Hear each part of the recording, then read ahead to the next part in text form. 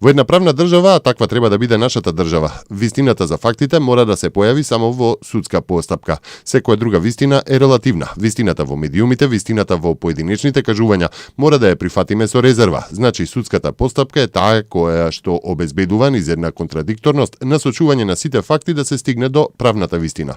Таа е исто така релативна, но многу помалку релативна отколку едностраничните гледања врз фактите кои не поминуваат низедна таква процедура.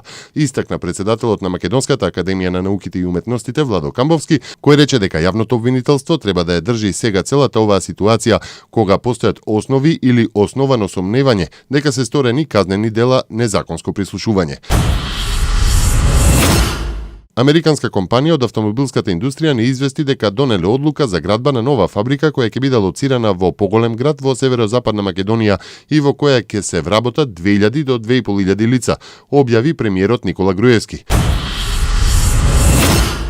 Пристигнати се 107 од планираните 150 товарни вагони за возниот парк на македонски железници, инвестиција во вкупна вредност од 14 милиони евра, информираше премиерот Груевски. Обновата на возниот парк на македонски железници со нови вагони, потенцира премиерот, ке значи многу за државата и за приватниот сектор. Вкупна инвестиција од 250 милиони евра за 4 години и 250 нови вработувања само во првата фаза предвидува договорот за концесија за експлоатација на бакар, злато и сребро на локалитетот Казандол, што денеска го потпишаа министерот за економија Бекир Незири и менаџерите на компанијата Сардич МЦ ДООЛ Скопје. Согласно договорот, прво ќе се гради фабрика за катоден бакар со капацитет од 4000 тони годишно, а геолошките истражувања продолжуваат на уште 2 локалитети, каде се планира изградба и на објекти за финални производи. Министерството за образование и наука и Синдикатот за образование, наука и култура СОНК имаат интензивни разговори на кои почнале да се дискутираат сите барања на СОНК.